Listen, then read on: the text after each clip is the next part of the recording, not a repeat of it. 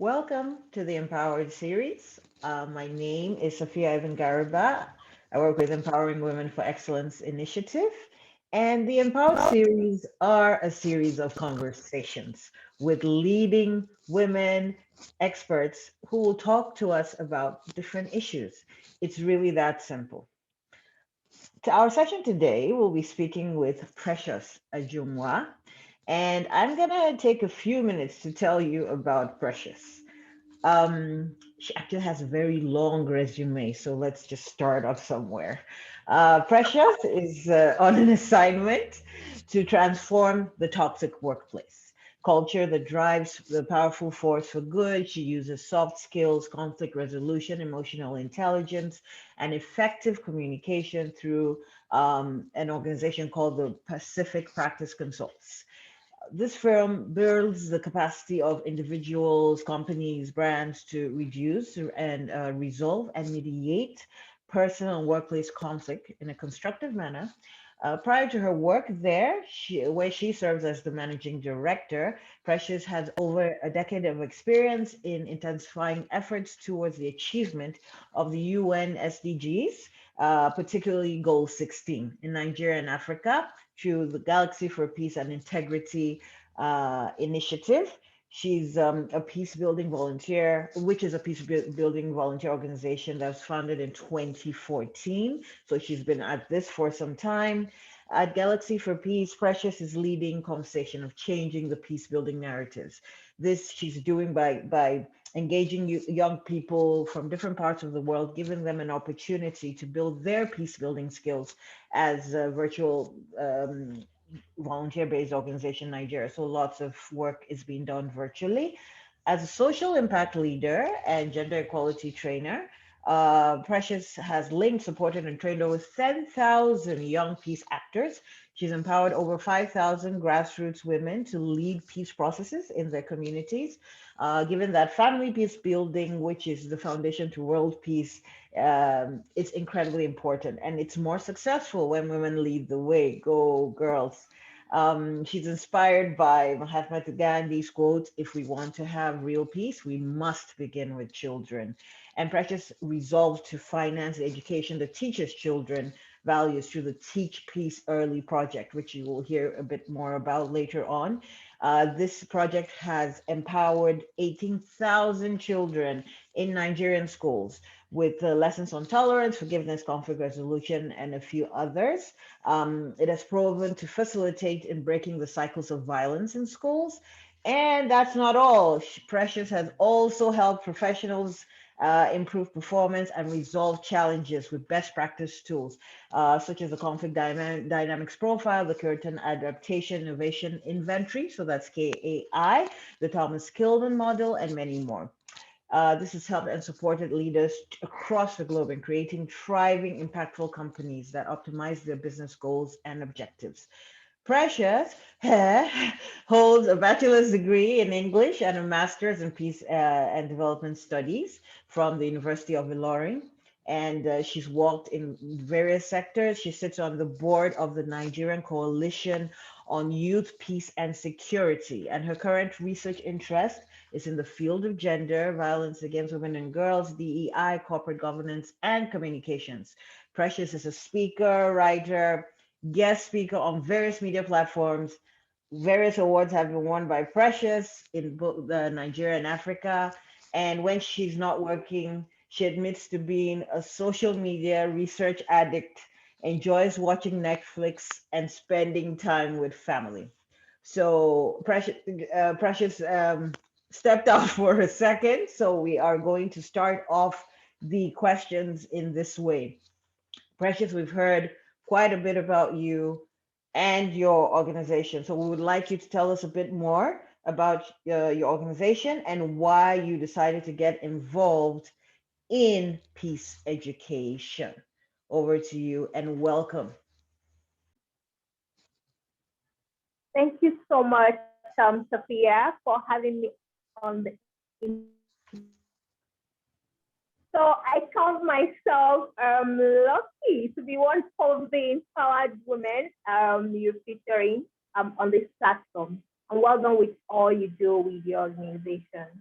So yes, my story, I am trying as much as possible to enhance my storytelling skills because each time I'm being asked, okay, so tell us about yourself, your organization, and what inspired you to get into the field of peace education. I tell this beautiful story. I call it a beautiful story. So as a social entrepreneur, I do a lot of things. I would say, but peace building happens to be my first love. The truth is that it didn't just find me, or I didn't just find myself here, and it didn't fall from the sky. Rather, my parents, particularly my father, role in helping me find love in the act of peace building. So years later on, Galaxy for Peace was vested as a result of three key things. The first, as a result of the love I found earlier on in peace building. Secondly, of being inspired by what Mahatma Gandhi quoted, one of his quotes that said, if we want to have real peace in the world, we must begin with the children. Trying to catch them young at the early stage helps a lot and it plays a very crucial role. And thirdly, to change the peace building narrative, not necessarily peace building narrative, but this concept, this idea that the society has about young people and by seeing them as only actors to instigate of conflict needs to change. So these are the three key things that actually um, motivated me to start off in the area of peace building and with focus on peace education. Now, young people constitute more than half of the population of Nigeria, and this is not only the case in Nigeria, all over the world. This is how it is. So, and this group of demographics are the most affected, including women, when it comes to violent conflict.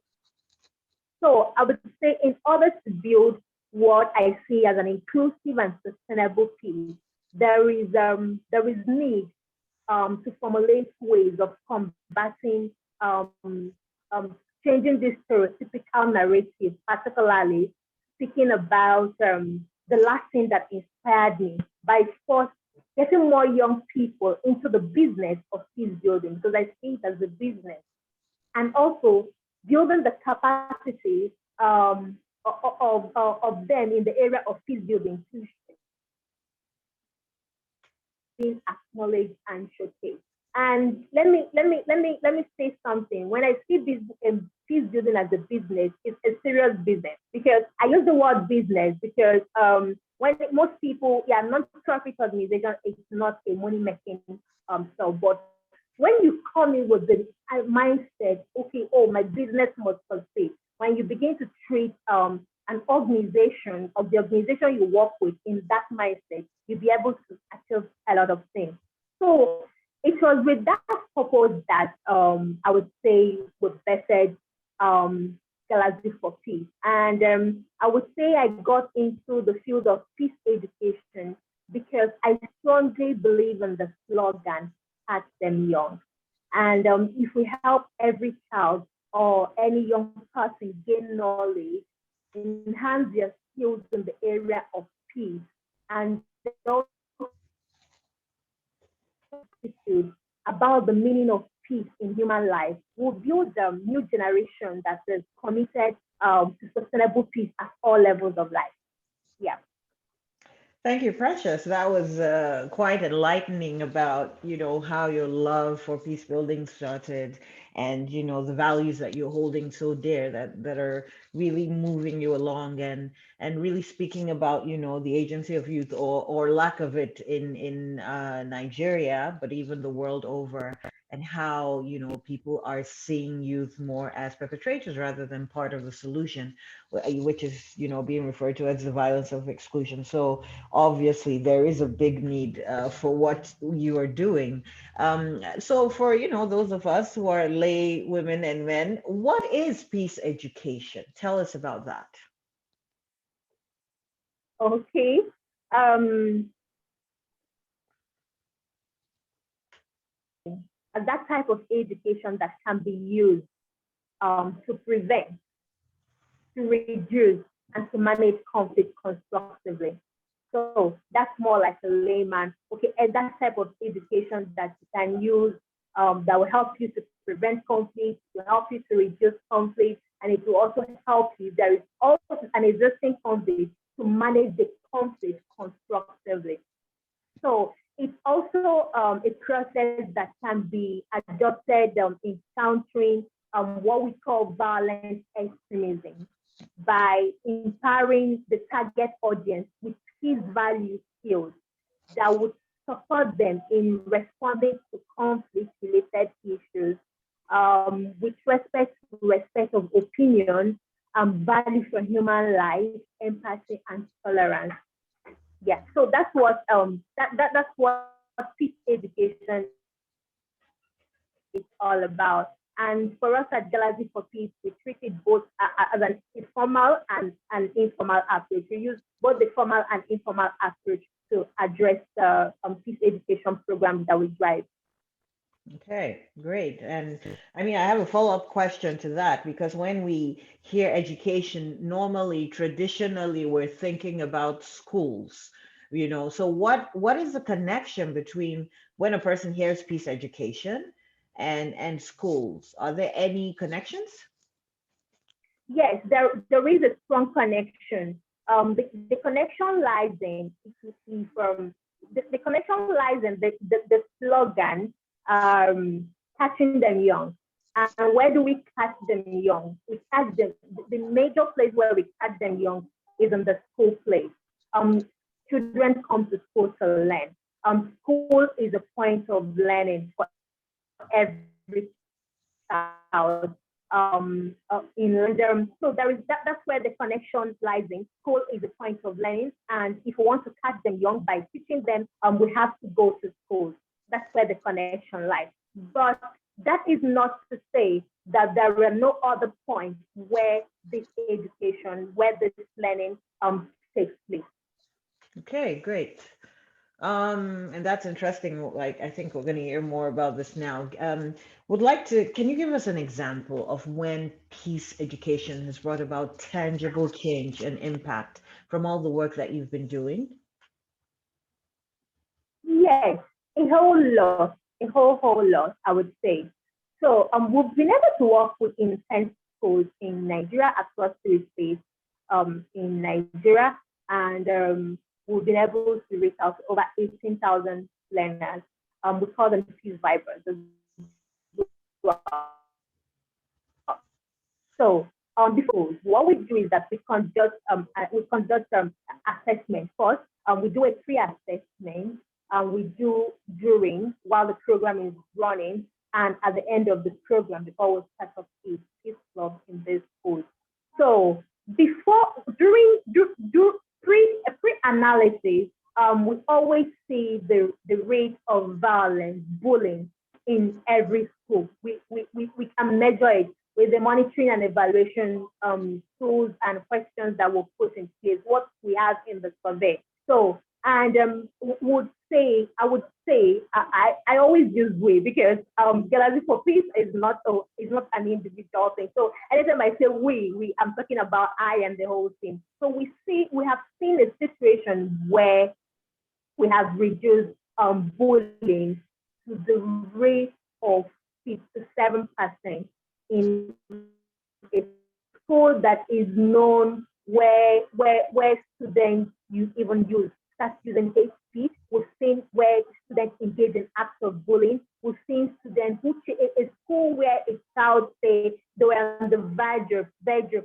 changing school as requesting for their parents to change their school because they've always been bullied. They're always been bullied by one person or the other in the school. So we have seen we've seen the impact where these violent activities, bullying, and the rate of that are being reduced by 7%. Then also another impact where peace education has worked in our program is a situation where is that of up to 3, if I'm not mistaken. But the very first time I had that, like it was so like I got emotional when I got that when I got the message, a teacher reached out to say, oh, a parent wants to talk to you. And I said, okay, am I permitted to share? I said, of course, yes, you can share my number.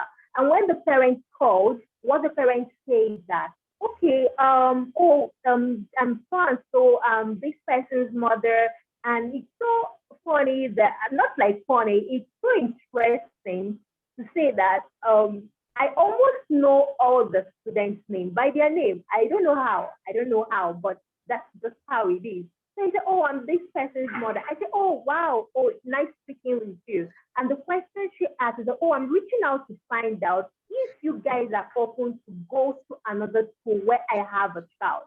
Which I said, okay, interesting. And I said, why may I know that? And, she says, okay, so this is who Deji was. This is who this is. I'm using Deji. Deji is not the right name, please. So this is who he was. This is what he does, this is that. But I've seen a lot of changes in his life, and I feel there is need for this extracurricular activity because we run it as the extracurricular activity. That's the Teach Fit Early project in this school. There is need for this program to also go to this school where I have a child. And because being recognized, apart from the feedback we have from the school, but for a parent to reach out to say, oh, we want this program to go to this school, it is a thing of joy. So that's a very would I say one particular impact I would love to share in all these our journey. That's amazing. I mean, it's all about, the so what, like, okay, why are we doing this? Yes, we know there's a lot of violence, but also, so what kind of impact are we making? And just because the internet was a bit glitchy, how many percent, sorry, did you say there was a reduction in the target school? By how many? 57. 57. Okay, 57%. Yes, 57. Excellent. 57. Yeah, and this compelling story, this testimonial about a parent themselves reaching out, that is, I would say that's really, really tangible, and probably there. Yeah.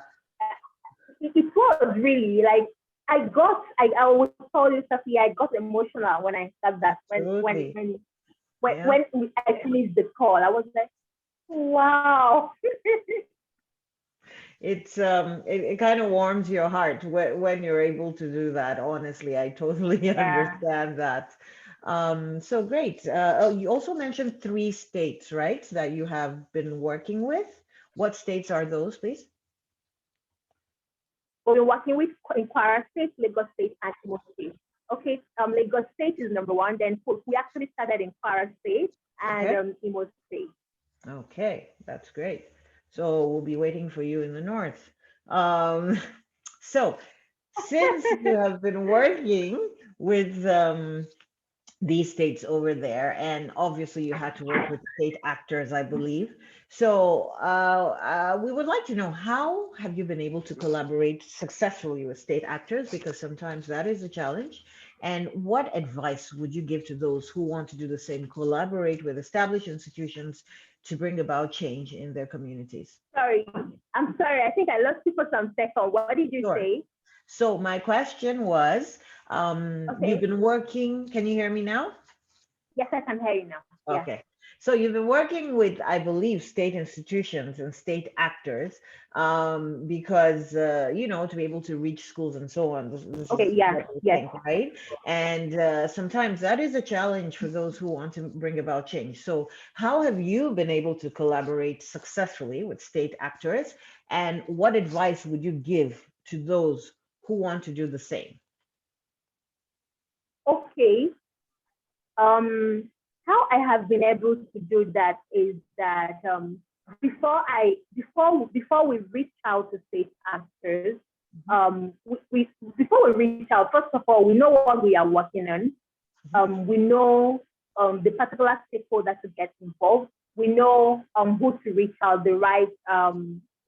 Even if we don't have the contact, we know, okay, if we're able to get this person, we'll be able to get who we are looking for. So we first of all define our purpose. What is it that we want to achieve?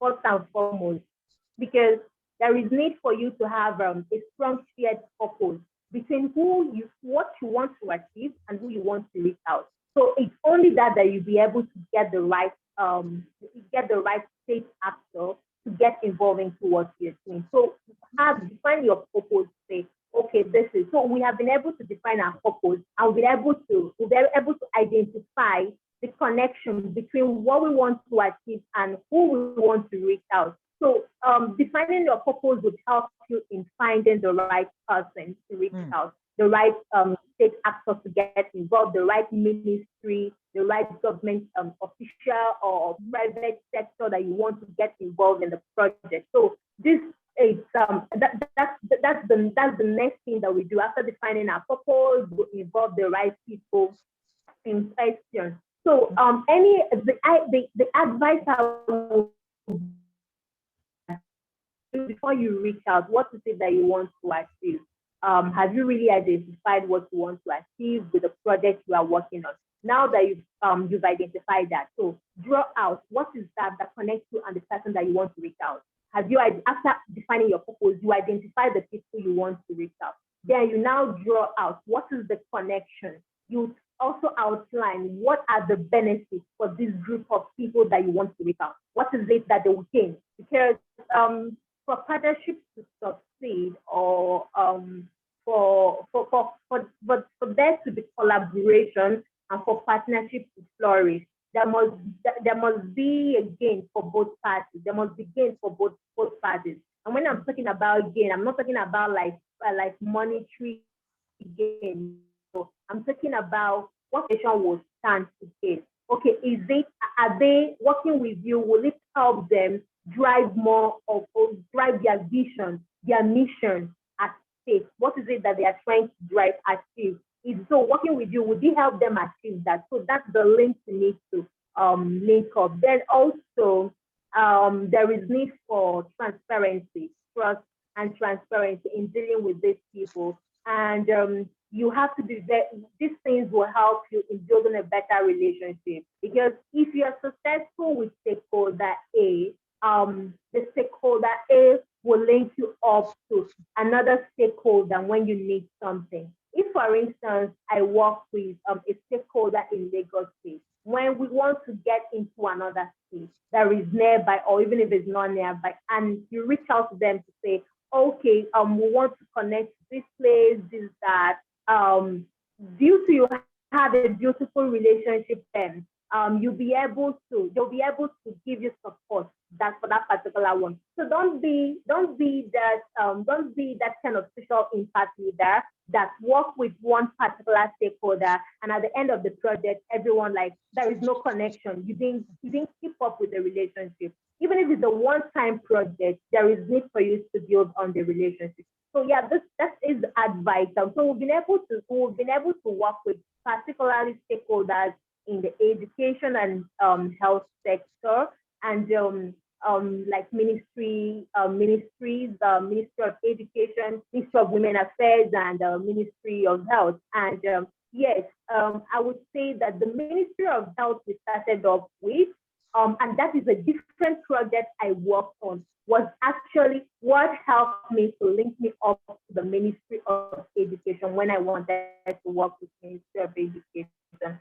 So define your purpose, identify the stakeholders, drop the map to link up what connects both parties, what each party stands to gain, and build on the relationship after the project. Thank you. Excellent. Lots of tips there. It's all about connections, right? And as you mentioned, transparency and communication. Yes. And I think sometimes those of us in the nonprofit sector, we feel like, oh, the state actors we assume ahead of time that they will not want to engage or do what we want or work with us. But it seems that you've been able to overcome these obstacles. All yes, right. I would say I also encountered such. Mm-hmm. I encountered such as like in my journey. I've been able to often encounter state actors who are not represented in that at first. But I would also say that I am that kind of person. Due to I'm very, very detailed, I'm able to identify what I want, the purpose we want to achieve, and where it connects. So I would now tell the state actors. Maybe the state actors does not know. I would tell you, okay, do you know if you work on this project, this is what the state government said on this. And this is what, for instance, Ministry of Education, this is what the state government said, and this is what the commissioner said. Is there no link up? So a lot of research would help you in mapping out right. So the people I've been able to meet up with, and they'll be like, oh, no, like, what is this? I think we need this thing in this place. I would smile at you. I smile at them, and at the end of it, I say, okay, can I say something? And I begin to say, by the end of the time I finish speaking, you have no other choice to say, oh, okay, okay. And this happened of recent. So yeah, it happened of recent. So that's the reason why it's important for you to do a lot of work. Just like I said, it's not something you just do at one time. Like, what is your purpose?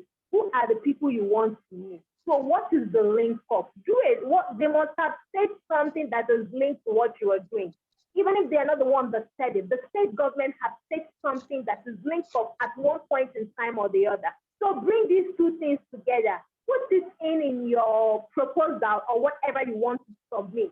Then when you are having a conversation, an oral conversation with them, also mention this. Cite it. Make sure you cite this. They will know that you came loaded. You know what you're talking about. You didn't just start doing this social. You just started. You know what you're saying. You know your onion very well. And when they know, see that, oh, this person knows what they are doing. Yeah, they would respond. So, come loaded, just like you came loaded today, and we're almost running out of time. All right, I have one more question, and it is about Okay. it's about what current projects you're working on and what your aspirations over the next 5 years are in this field. Very, very interesting. So currently, I am working on the project with the amazing team I work with at LRZ for Peace.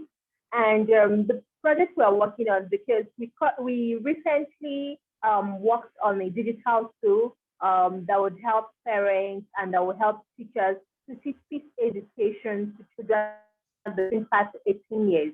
So, and we understand strongly that family peace building is the foundation to world peace. And we have been thinking how to get parents involved into this peace education thing. So, and so when COVID-19 actually happened, and we started looking at ways to transition the Teach Peace Early physical class, because initially we run it as a extracurricular activities in school, where we go to schools and see them peace education in peace class. We run.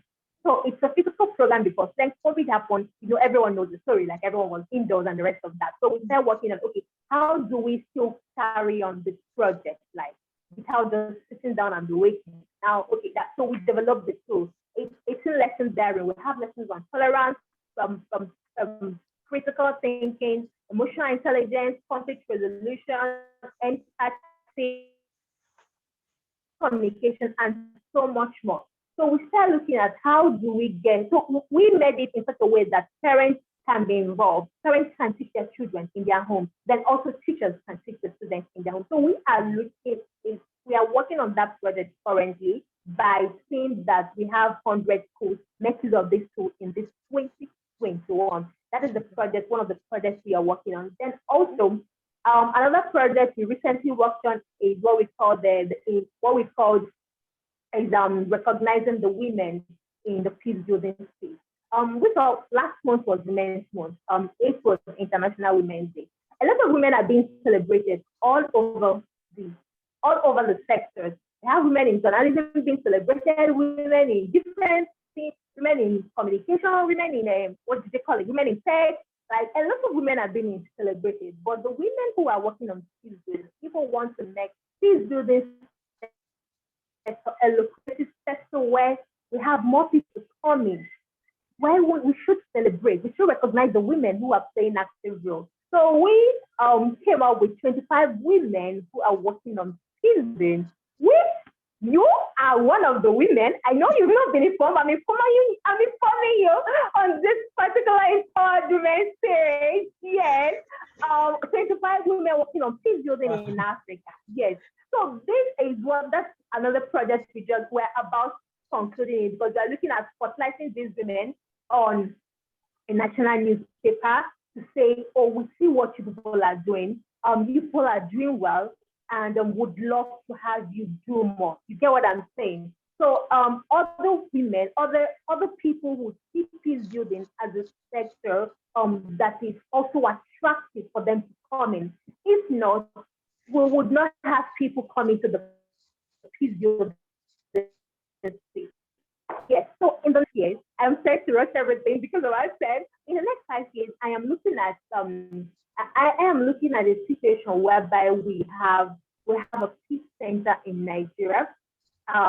We could start off with 2 peace centers in Nigeria. The Peace Education Center to be precise. Yes, everything about me is peace education. So where young people can come in and read about peace education, where young people can come in and talk to people and talk to an educator about their concerns in life generally. So any type of education that promotes human values, that helps you to prevent conflict, that helps you to constructively accept people, constructively engage in conversation without being disrespectful, that helps to tolerate one another. This is what the Peace Center would be all about. So, and also, I am also looking at a situation whereby I would institutionalize peace education as a subject in Nigerian school system. A lot of things, yes, I know in the next 5 years. I know it's quite a lot. Then also, I am also looking at building a product for peace education. When I mean a product, I'm looking at a tech product where something like a game or something where young people can download and learn more about peace education. Yeah. So I'm tilting a bit towards the tech. I'm looking at a bit towards the tech aspect of peace building as well. Yes. So these are actually my plan. It's pretty harmful. Yeah. They say your goal you should set goals that you are afraid of. Like, oh, can I? Yeah. Absolutely. Yes, I am so much in support of this. So I mean, it's amazing to hear what you're looking at that's coming up, and I didn't expect to get good news at the end of the conversation. So yeah, I told my team, I said Sophia would be surprised when I saw yes, her today. she is, and she's blushing. We've not finished publishing the list of the names, but we have the list of the names already. That's amazing, and I'm looking forward to seeing and hearing more. First, let me just go ahead and thank you because I think we're out of time. Let me thank you so much for the discussion and you sharing your insights and experience. It's amazing to see where women are leading social change through whatever means they're working on. And Precious, you are a powerhouse, including your team. So let me just give a big shout out to all the work you've been doing, and also to obviously to your team, and also looking forward to what else is coming ahead of time. Would you like to give a 30-second parting shot before we close the session? It's 30 seconds what? Closing shot. Tell me. Okay, my closing shot is that any woman, wherever you are, if you're working on peace building or you're working in any other sector around the social impact space or whatever you're working on, I want you to know that at times it looks as if no one is seeing you, but it looks as if that you're not doing enough, but have it at the back of your mind that you are doing enough. and someone is seeing you, and one day, you just be that star that everyone keeps saying, oh, congratulations, congratulations, congratulations. So just keep at it, keep working, keep doing that amazing job you're doing. And yeah, and I would also be here to say congratulations. I would be rooting for you. So to every woman who is doing amazing things, this is not that we are leaving the men aside. It's an empowered woman series. Yeah. So for every woman who is doing amazing things, yeah, keep at it. You will be celebrated. Then every young woman who wants to be like, oh wow, this person is doing amazing things. What I would advise I would give you is that reach out to the people who you admire in your circle and to tell them, oh, you want to learn one or two things with them. And also, not only what you want to gain, I will tell you, let them know what you can also offer them from what they're. That's a quick way for you to get a mentor. Yes, if you really want to get a mentor at fast as whatever, tell the person, no, okay, this is what you do, this is what she's doing. Okay, I can actually support them in this way. So, and by the time you shoot that shot, yes, you'll be able to get a yes from the person. So, yes, these are my last final words from me to you. Thank you so much, Precious. We've been with Precious Ajuma on the Empowered series. Just look down below to find out more about her organization and what they're doing, and of course, be able to contact them at any time. This has been brought to you by Empowering Women for Excellence Initiative. Follow us on all the social media everywhere. We're there everywhere. Just follow us and see you in the next series, the next episode of the series. Thank you so much for watching, and bye for now.